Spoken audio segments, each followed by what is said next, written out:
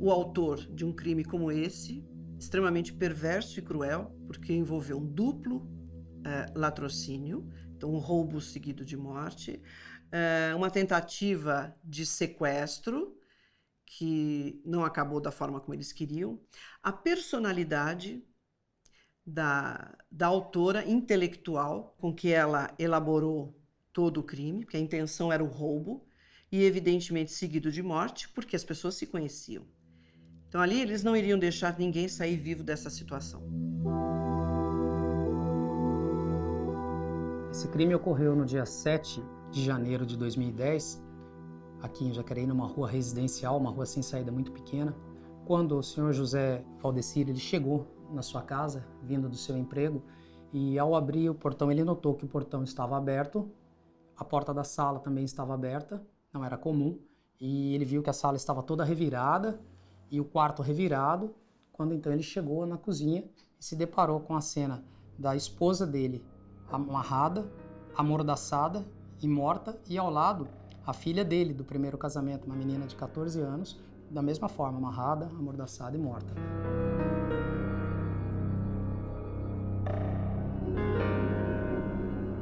E faltava ali naquela cena uma menina de 17 anos, que era a Jaqueline, irmã daquela menina falecida ali de 14, que era a Pamela.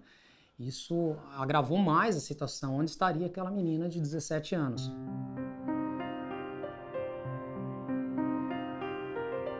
Ela era uma pessoa muito boa, muito religiosa, sabe? Tinha bastante amizade com as pessoas. No entanto, foi assim... Quando a pessoa ela é do mal, você sempre espera alguma coisa, mas assim, eles eram muito do bem, assim, super religiosos, era da igreja para casa, da casa para a igreja, então assim, não tinha envolvimento a outras situações, eram pessoas do bem mesmo. Na casa onde esse crime se deu, morava o casal José Valdecir e a Vilma. Eles não tinham filhos, mas o José Valdecir tinha essas duas meninas, a Pamela, de 14 anos, e a Jaqueline, de 17, do primeiro casamento. Elas moravam em Monteiro Lobato, né, com a mãe. Esse era o segundo casamento do meu tio. E elas vieram passar o final de ano com ele. E logo após iam embora. Passaram alguns dias, né? Foi o suficiente para ter acontecido tudo isso. Era uma jovem de uma família boa, uma pessoa que fala muito bem, tanto que ela foi ouvida 2 vezes sem desconfiança alguma de quem seria ela, muito articulada. Ela era vizinha, né, de parede da vítima, era inquilina, era amiga mesmo, elas conviviam.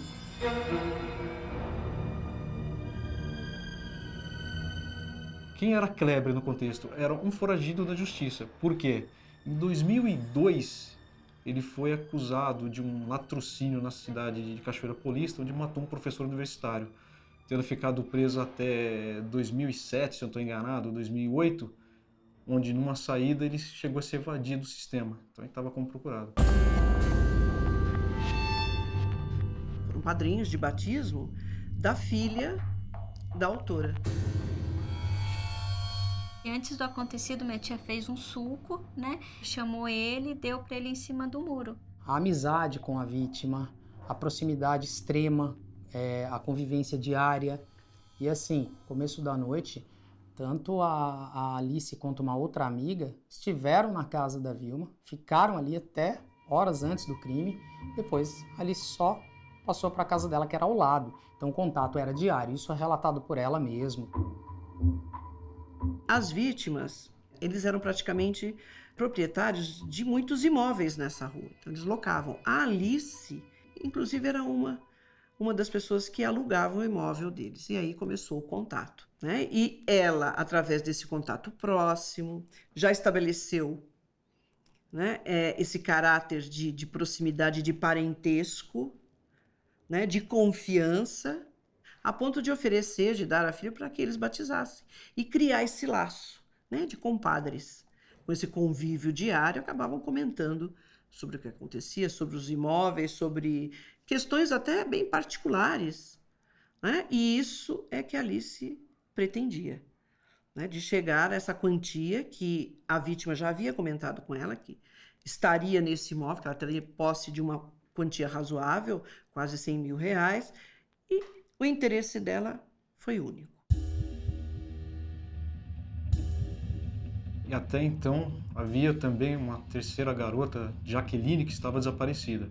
Feitos os primeiros procedimentos de polícia no local, a mim ficou incumbido de colher elementos lá que pudessem tanto chegar na autoria desse delito e também no encontro da garota que estava desaparecida, Jaqueline. Depois, conversando com o meu tio, ele relata que ele chega por volta de 1h da manhã, ele encontra o portão aberto, a porta do corredor e a porta da sala.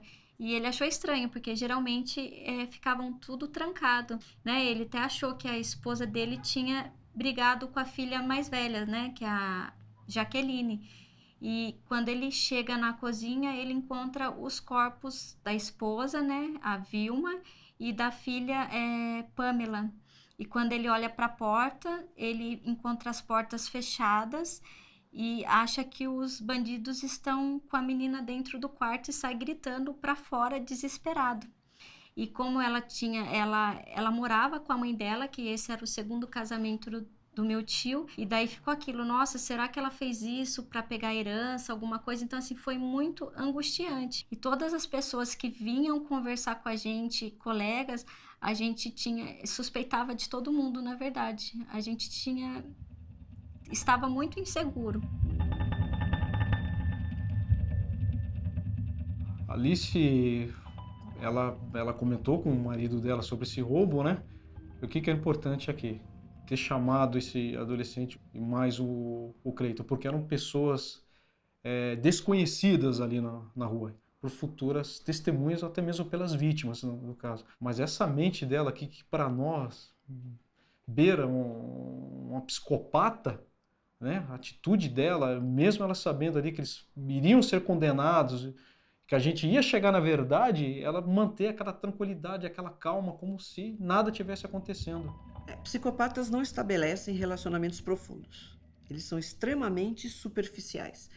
Se um psicopata está junto de outra pessoa, essa pessoa tem que ser manipulável, tem que ser uma pessoa de instabilidade, que seja instável emocionalmente, para que ela possa manipular, né? Ela sempre vai se aliar, se ela tiver que se aliar a alguém, que essa pessoa seja sugestionável, né? Que ela tenha facilidade em manipular. E ela vai permanecer com essa pessoa até o momento em que ela acha que foi o suficiente. Ela vai simplesmente usar as pessoas que estão ao seu redor. Lidar com psicopatas é muito difícil para todos, para as pessoas comuns, para os leigos e até para os profissionais especializados. A crueldade deste comportamento do psicopata, né, que ele estabelece até um vínculo aparentemente afetivo e de confiança só para conseguir chegar no objetivo dele, que pode ser qualquer coisa. Pode ser um roubo, pode ser um serial killer que tem interesse em matar, né, que o objetivo dele é matar. Tá? O procedimento é sempre o mesmo. Né? Essa máscara social que eles criam é que engana todo mundo, né? Que engana verdadeiramente a real personalidade dele. E já que eles não têm esse controle, a culpa, por exemplo, que é um controle muito forte de todos nós, né? E não necessariamente ligado à religião, mas o sentimento de culpa, de arrependimento, de remorso que faz o crescimento da pessoa, entender o que ela fez e não fazer mais isso, são coisas que não existem para a mente do psicopata. Então, ele não tem limite e não se sente nem um pouco afetado com o tipo de atitude que ele tenha que vir a tomar, seja qual for. Então, a crueldade está nisso. Você está lidando com uma pessoa, né, que você tem confiança, que você acha que você estabeleceu um vínculo emocional, afetivo, e ela não é nada daquilo que aparenta. Por trás, na realidade, existe um monstro. Né? Nós não conseguimos até entender esse tipo de comportamento. Né? Como que ele não sente as mesmas coisas que nós, ou a maioria das pessoas sente. Né? E isso é que os diferencia dos demais.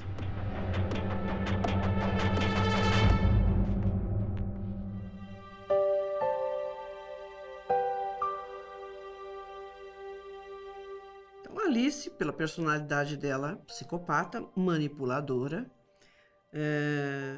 extremamente convincente, né, já tinha se aproximado da família, percebeu que ali ela poderia tirar algum tipo de vantagem, utilizou o marido, o cunhado e mais um outro menor de idade para que fizessem o trabalho por ela, para não chamar a atenção sobre ela e também desviar a atenção do que poderia estar acontecendo no imóvel vizinho. Ela providenciou uma festa, para que as pessoas passassem por ali. Evidentemente, o que ia chamar a atenção era a festa, né, e não o que pudesse estar acontecendo numa residência.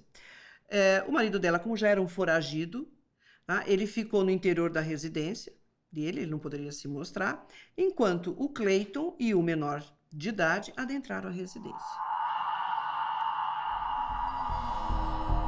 Eu recebi uma ligação de madrugada falando que tinham assassinado minha tia e minhas primas. E eu imediatamente fui para a casa do meu tio. Chegando lá já tinha várias pessoas, né? E meu tio chorando bastante. E quando entramos dentro, os policiais acho que já tinham retirado o corpo. Algumas coisas da casa já tinham sido arrumadas, né? E o detetive, ele estava na casa e só falava assim, não mexam em nada que a gente está verificando. E quem fez isso provavelmente foi pessoas conhecidas que entraram pela porta da frente. Esses indivíduos deveriam entrar na residência, tentar obter informações das pessoas que estavam ali a respeito desse dinheiro e, finalmente, eliminá-las, porque todos eles se conheciam. Por circunstâncias outras, e provavelmente o dinheiro não estava lá, não conseguiram o intento e acabaram por fim a vida das vítimas, e levando os celulares, que foi, acho que de momento eles conseguiram pegar. Amarraram com cordas e amordaçaram com fitas adesivas, mas uma quantidade muito extensa, então acabou pegando boca e nariz, onde elas ficaram impossibilitadas de respirar. Quando meu tio viu os corpos, os braços da esposa e da filha estavam amarrados e elas estavam com saco plástico na cabeça. Então, assim, tortura absoluta, né? Mulheres, né?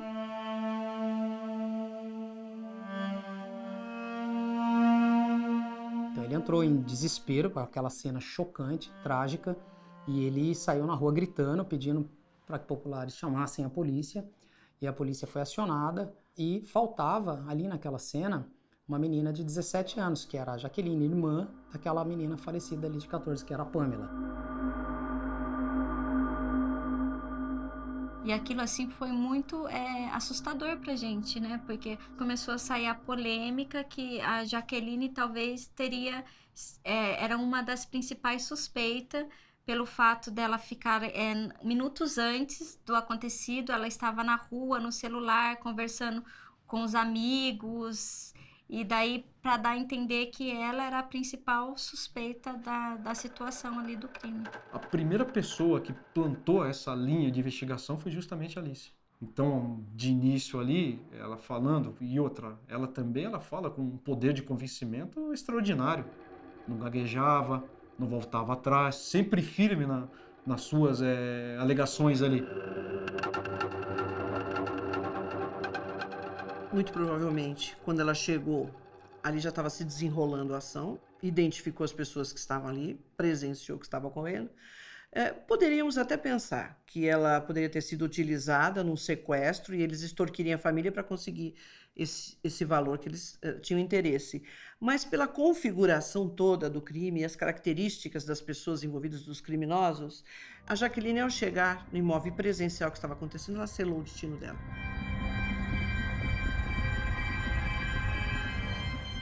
Parecia ser, no primeiro momento, esse roubo, né, seguido de morte, que é o latrocínio. Os investigadores, evidentemente, vão pesquisar pela falta de objetos ou de quantia em dinheiro e tal. E o que se observou é que levaram coisas pequenas que estavam ali de momento, como celulares, por exemplo. Isso já ficou evidente, que os celulares das vítimas foram levados por esses autores, né? Provavelmente porque eles não conseguiram obter das vítimas a informação onde estava o dinheiro. Então, eles pegaram o que estava à mão e que não chamasse muito atenção, né? Já que era uma rua de movimentação restrita, eles tiveram esse cuidado, já que não conseguiram efetivamente chegar ao montante do dinheiro que eles estavam interessados.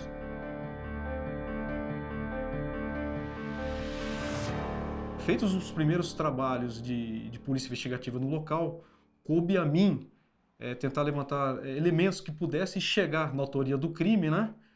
Os primeiros trabalhos que eu fiz naquela oportunidade lá, de ter intimado praticamente toda a rua onde o fato aconteceu, só para deixar bem claro que a rua era uma rua sem saída, onde todos os moradores se conheciam, né? Conforme os dias foram passados, nós não conseguimos ter sucesso na elucidação desse crime. E eles estavam com muito medo. Era nítido que eles tinham muito medo de dizer qualquer coisa, porque a cena realmente foi muito forte, muito chocante numa rua residencial, muitas pessoas com mais idade. E aí nós passamos a chamar um a um e usamos um expediente muito simples com eles. Nós percebíamos que eles tinham medo de falar, mas um medo excessivo. Então nós dávamos um cartão com o telefone da delegacia, meu, dos investigadores, falou, olha, pede para ligar anônimo, pede para dar uma luz no fim do túnel. Até que passados já mais de mês, alguém ligou aqui, pediu para falar com a gente e disse, investiga a Alice e o marido dela.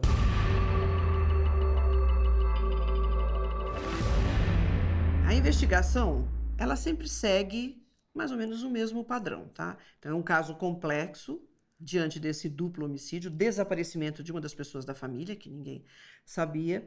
Então, o primeiro passo na investigação é conversar com todos os vizinhos e pegar o maior número possível de informação, inclusive dos hábitos das vítimas. Isso também é importante, para você traçar um perfil de como aquelas pessoas se comportavam, como é que elas se relacionavam com as outras pessoas, né, próximas, com os outros vizinhos. E é interessante por ser justamente um local, uma rua sem saída, né? Então restrita praticamente aos moradores. Então o convívio entre eles era muito maior, todos se conheciam e conheciam também os hábitos uns dos outros, né? E as vítimas, eles eram praticamente proprietários de muitos imóveis nessa rua.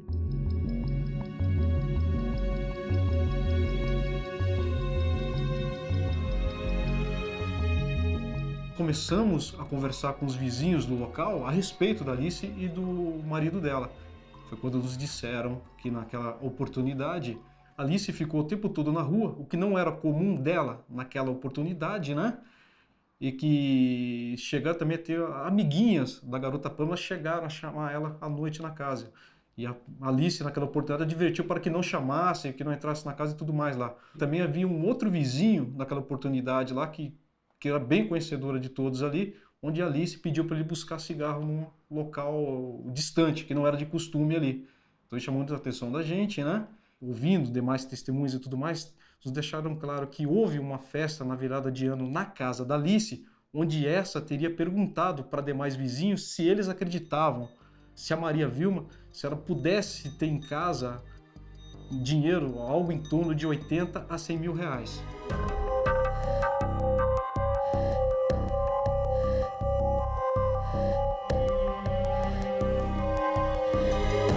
Nós fomos novamente ao local do crime e notamos que as casas eram limítrofes e em declive, então a casa da Alice era um pouco mais alta que a casa das vítimas, e de forma que o muro dela era baixo, era um muro de 1,5 m, 1,60 m, então uma pessoa mais alta enxergaria e era possível ouvir tudo. Nós fizemos testes, batendo palma, falando, poxa, é impossível não ter ouvido o que aconteceu aqui dentro.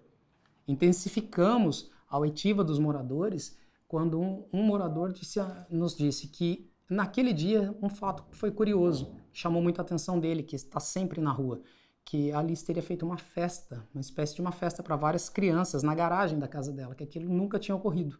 Tinham várias crianças com som alto.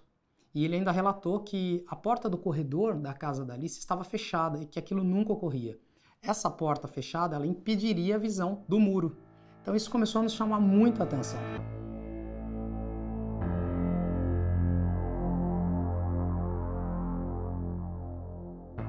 Um detalhe muito curioso também nessa investigação foi fornecido por um morador, que foi ouvido aqui pela gente, que dentro da casa estava só a Maria Vilma.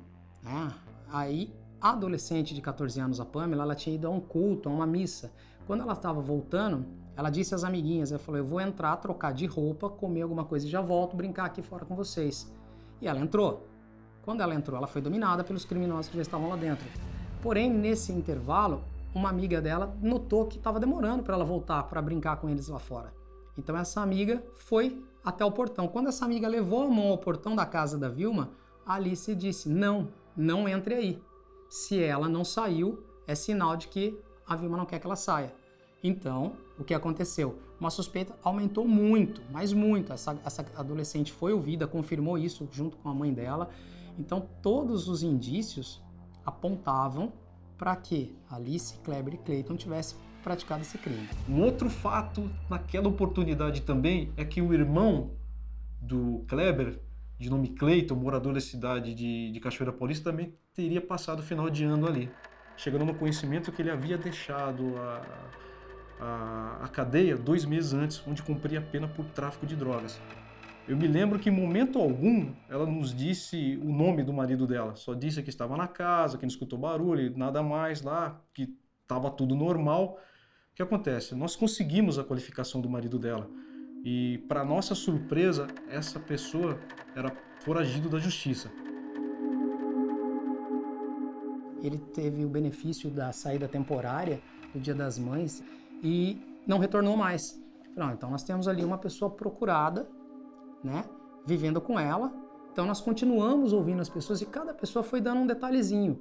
Uma outra pessoa disse que um fato que chamou a atenção foi que naquela noite ele não saiu na rua, que ele sempre saía. Eu falei, bom, se ele não saiu na rua, estava tendo uma festa com som alto, o portão que dá acesso à visão do muro não, estava fechado. Esse quebra-cabeça foi começando a ficar mais interessante.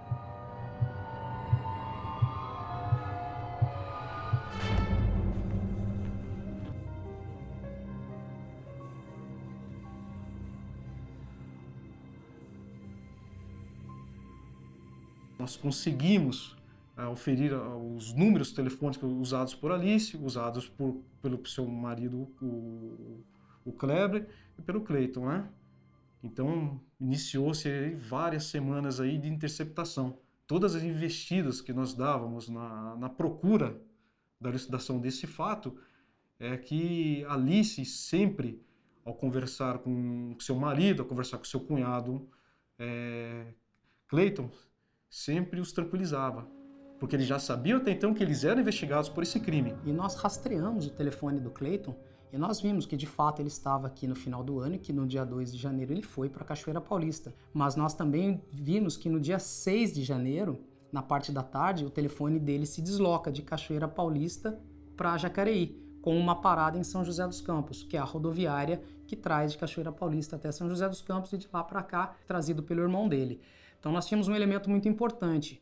Aí eu me desloquei a Cachoeira Paulista para ouvir o Clayton na cidade dele, quando então ele negou, disse que não esteve em Jacareí em momento algum, no dia 6 de janeiro de 2010, e eu disse a ele que eu iria provar que ele esteve. Ele negou, eu voltei na expectativa de que ele falasse mais alguma coisa no telefone, eles falaram um pouco, ele, a Alice e o Kleber falavam muito pouco, eles meio que fizeram um pacto de não tocar mais nesse assunto. Porém, eu fui novamente à Cachoeira Paulista e disse a ele que eu iria obter as imagens da rodoviária de São José dos Campos no dia 6 de janeiro e ia provar que ele estava ali. E com base naquilo, eu representaria ao juiz pela prisão temporária dele. Saímos de Cachoeira Paulista, eu e o investigador Ademir, e estamos retornando quando a gente está entrando na cidade de Jacareí. Toca o telefone dele, ele liga para Alice, os dois estavam grampeados, e ele fala, molhou aqui. O delegado sabe que no dia do crime eu não estava aqui em Cachoeira Paulista, eu estava aí em Jacareí. Ela, pela primeira vez, sente o golpe da investigação, ela meio que se desespera porque ela é muito fria, muito calma. Ela fala, não, calma, calma, ele não vai poder usar essas imagens, calma. Eles desligam o telefone, logo em seguida ela liga, calma, falando para ele, mantenha calma, isso não é nada, não tem prova de nada, nós não fizemos nada. Isso foi um passo muito importante, trouxe pra gente aquela certeza de que ele estava aqui e que o caminho estava correto da investigação. Kleber já tinha um mandado de prisão em aberto por recaptura. Nós optamos ali por prendermos ele, né? Eu lembro que no dia que isso aconteceu, ele desobedeceu uma ordem de parada no veículo E nesse veículo eles estavam Alice e mais um outro filho. Nós fizemos o acompanhamento dele durante alguns metros. Isso só acabou depois que ele acabou batendo em uma banca de jornal. Então foi feita a captura dele e tudo mais. Ele foi ouvido na delegacia a respeito desse crime, né? Até então não tinha sido ouvido.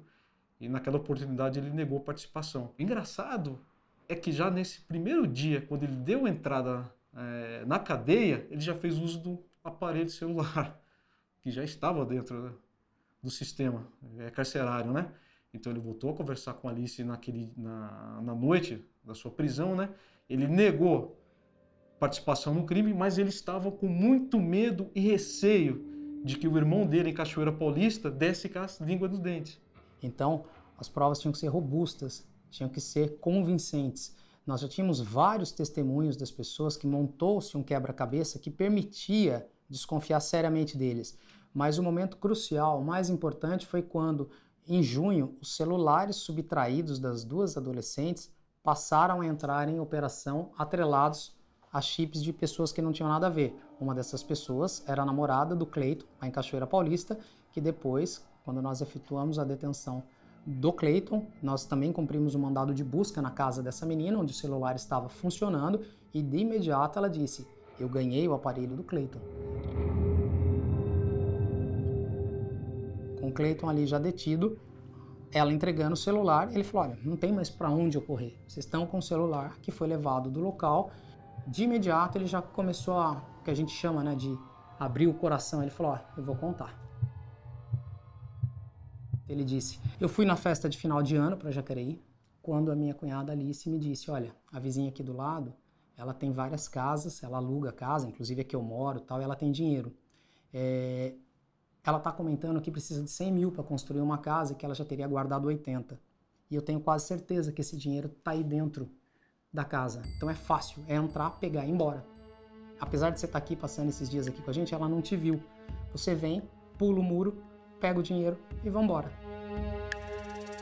Quando ele veio de Cachoeira Paulista para cá para praticar o crime, no dia 6, ele trouxe um adolescente junto com ele.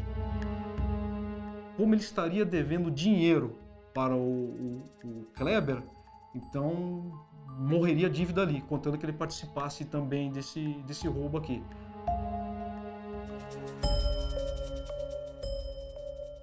A Alice continuou negando até o final? Como foi o comportamento dela, mesmo depois de saber que o Cleiton, o Kleber e o menor de idade já haviam confessado tudo? Mesmo assim, eles continuaram naqueles dias a manterem contato telefônico, né? E ela deixou bem claro para ele lá que era para ele livrá-la de qualquer jeito desse crime. Até porque tinham 2 filhos e um outro filho estava a caminho. Então eu falava: olha, pense, estava grávida, pense bem no que você vai falar. Eu não tenho nada a ver com isso. Mesmo naquela hora lá, plantando essa ilusão para ele, né? Porque ali, até o último momento na cabeça dela, ela não teria nada. Sei que depois ela acabou confessando que realmente o marido dela, juntamente com um irmão e um adolescente, teriam mesmo ceifado a vida dessas 3 mulheres, né? Mas que na cabeça dela ali, por ela não ter matado diretamente, ela não teria que ser culpada, não seria culpada por isso.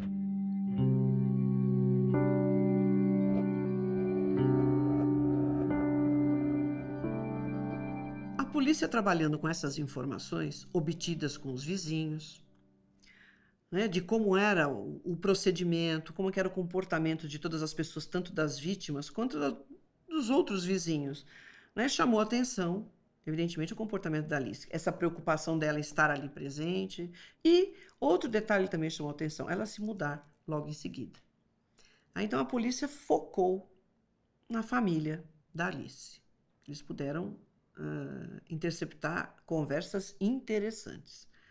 Da Alice com o marido, da Alice com o cunhado, e demonstrando mais ainda a frieza e o caráter da Alice.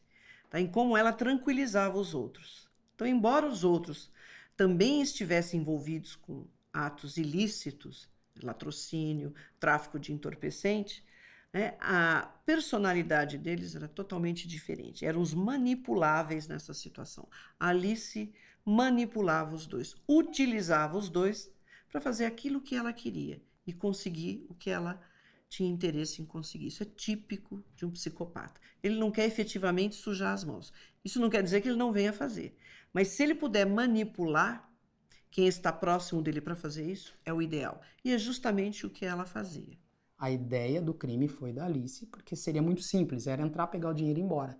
Ele disse, eu não tinha intenção de matar ninguém, eu não imaginava que ia encontrar a mulher lá dentro. Aí, quando ele entra, ele descrevendo a dinâmica, né, a perversidade desse crime, ele e o adolescente pulam o muro, o irmão dele, Kleber, fica sentado em cima do muro, por isso do portão fechado.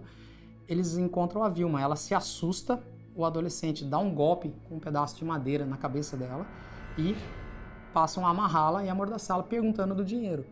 E ela disse, não tinha dinheiro. E eles foram revirando a casa, eles acharam cerca de R$1.000 numa bíblia, R$300 em moeda, as alianças, mas o dinheiro que eles acreditavam, os R$80 mil, eles não encontravam.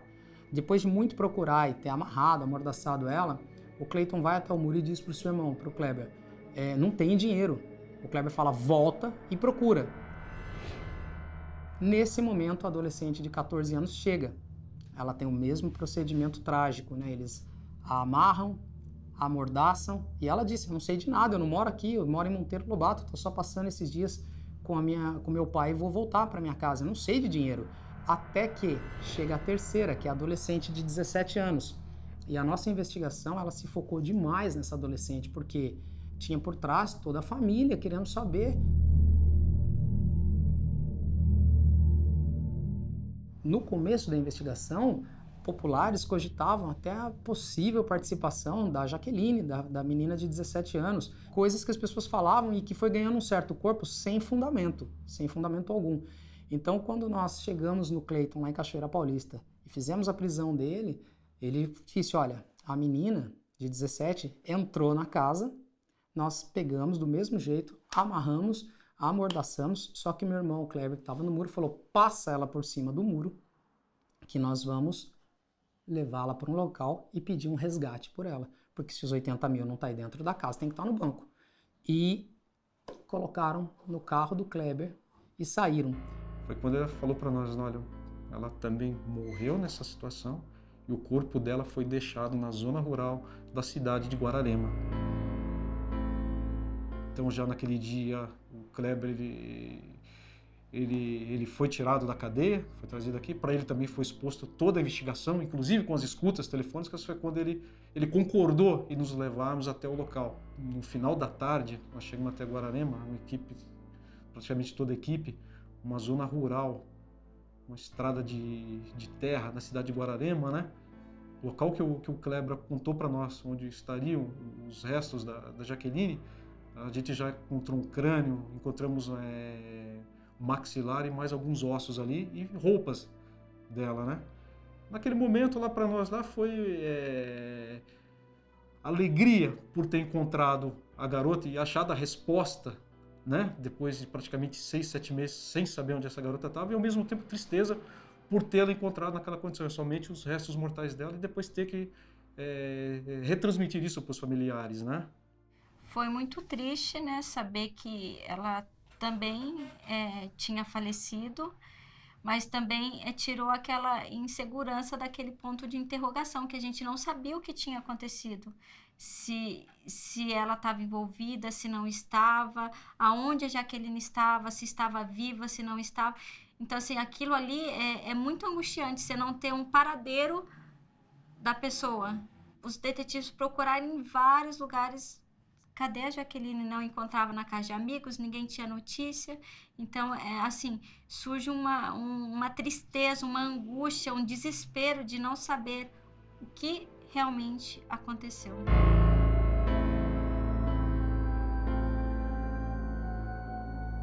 Uma ocorrência complexa, porque envolveu um duplo latrocínio, então um roubo seguido de morte, uma tentativa de sequestro, que não acabou da forma como eles queriam. Então essa vítima também foi morta e ainda ocultaram o cadáver.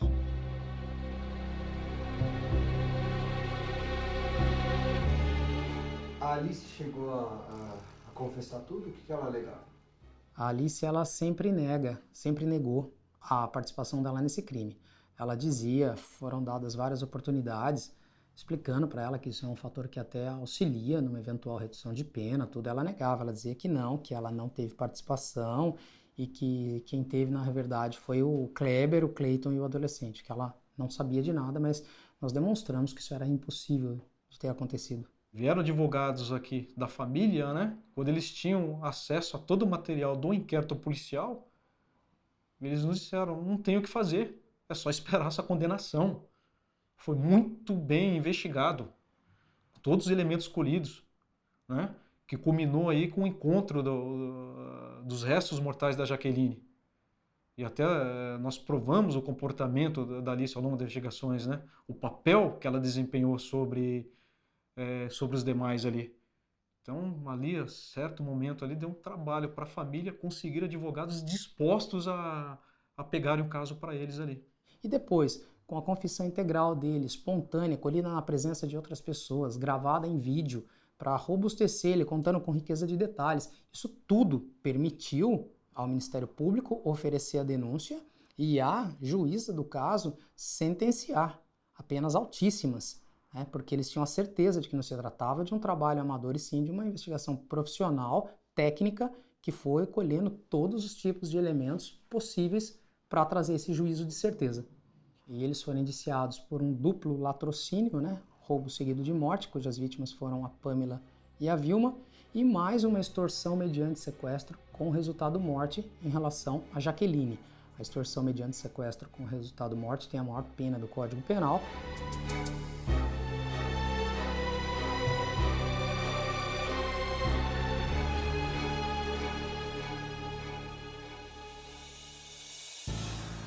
Enfim, acabou fechando com essas penas elevadas por um crime bárbaro.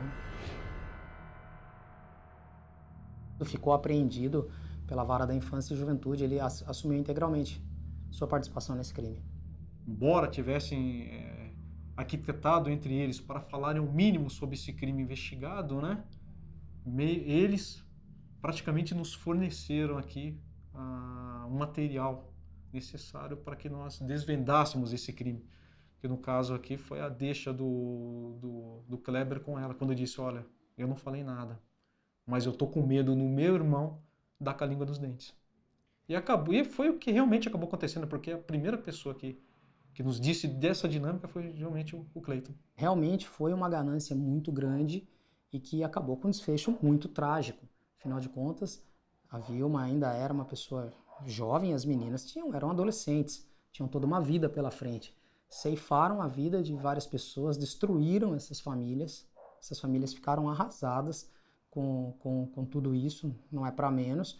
Então, realmente, para nós foi muito perverso, foi cruel, e foi muito gratificante poder dar à família e à sociedade uma resposta, ou seja, a Polícia Civil conseguiu trazer para a sociedade uma resposta e não deixar passar impune um crime desse, e principalmente com a localização da Jaqueline, que senão sempre pairaria uma dúvida sobre se ela teria participado desse crime ou não, e é óbvio que não participou.